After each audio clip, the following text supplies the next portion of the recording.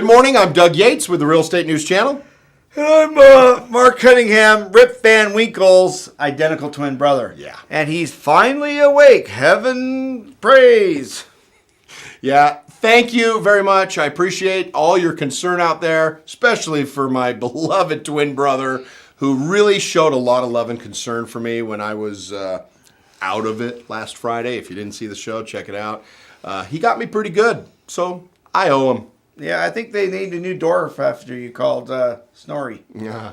So, okay, we're in this whole mess with this financial crisis. We have all these distressed properties. And a lot of people say that fraud played into most of it as to why we are sitting here where we are today.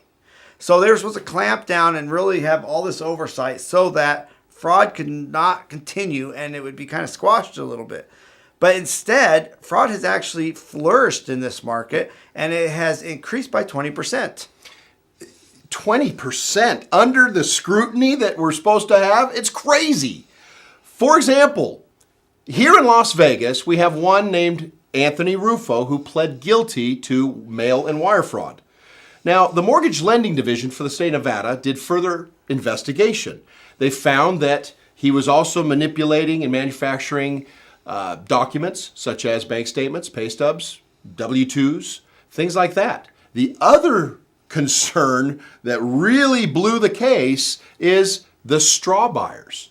So what a straw buyer is when a loan officer or anybody brings in an outside individual, friend, family, colleague, cohort, doesn't matter who it is, to get them to put their name on the loan documents to buy that home as owner occupied, even though they're not owner occupying the home. They're not going to live in the home. They're just putting their name on a piece of paper so you or the other individual can buy that house so they don't have to put a big down payment down or get a higher interest rate as an investment property. So that is mail fraud. It's huge. Well, and then they were also taking that home and then getting in courts with appraisers and title companies and reappraising the house to a higher value so they could do a refinance, cash out, and disperse the cash amongst themselves. That's what oftentimes would happen with a lot of this fraud, is once they've got everybody in their pocket who wants to just make an extra buck and really wipe out their integrity just for a few dollars, that's the only way they could make it happen is if everybody was on board. You know, it's not worth it. If you are even around anybody who thinks might be doing that, you should not have any professional relationship with them. You don't want to chase after that one deal by soiling your integrity. It will never work out well for you. It's sad. This person's looking at possible jail time. He's married. He's got a life ahead of him, but right now it's at a standstill whether or not he's going to be able to live it as a free man. Attorney generals in all 50 states are looking beyond the robo-signing and stating that servicers must improve loan modifications. The problem here is when a lot of homeowners are doing loan modifications, there's a big confusion because the foreclosure process never stops. And there's been several instances when a person has a pre-approved loan modification, but they get that notice that the foreclosure is happening, and they think that they're denied on the modification. So the attorney generals are concerned that that's a problem. The other thing is they're saying that a caseworker should be assigned to them from the beginning and go throughout the whole process to try to streamline things. So they've got their eye on this whole situation, and they're going to put a little pressure on them to try to improve the modification process. Because banks want to either modify or short sell versus foreclosure. It saves them a whole lot more money. Here's the tip of the day. Video marketing. Think it doesn't work? Guess again. I'm marketing to you right now. So we sent a video out, you clicked on it, and now you're watching. So it absolutely does work.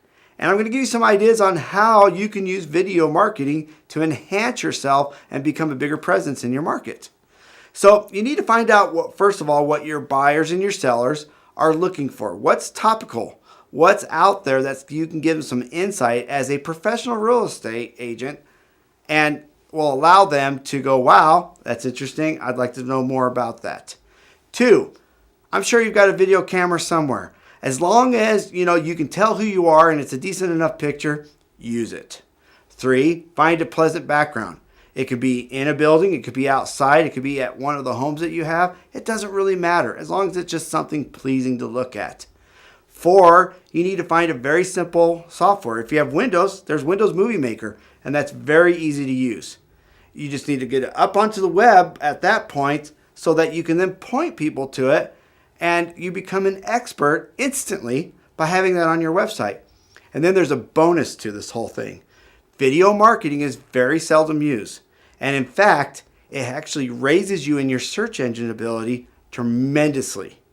Make sure you get it out on YouTube, Facebook, and all the different social platforms, putting some keywords in the text about what it is, and you're going to find you're going to get a lot of views. Check it out. It's worth your time. Hey, we want to thank you once again for watching our show with us today, and we want to thank our sponsor, Exit Realty. We also want to make mention of an individual, Vince Arcuri, who we met today.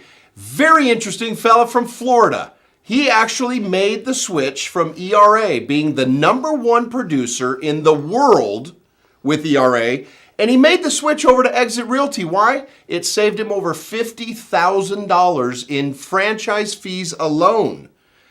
You got to check him out. And you know, speaking of checking out, check out the other videos we have.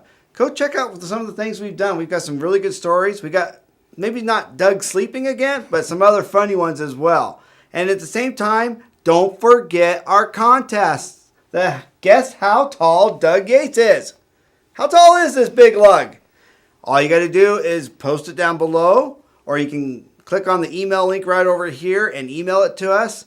The winner is going to win a $25 Visa gift card. And in the event of a tie, because we've had a few questions, we're going to, on camera, get all the people who guessed the same height and pull it out of the bowl. And that person will be our winner. So don't forget to Facebook us, tweet us, and embed us on your website. You won't be sorry. Have a great day. See ya.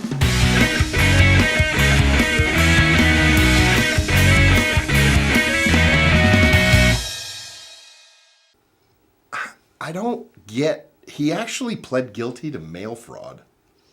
Well, yeah, I mean, it's not like he's going to plead guilty to female fraud. The guy's a dude. Jeez. Did you really just say that? Well, yeah. What?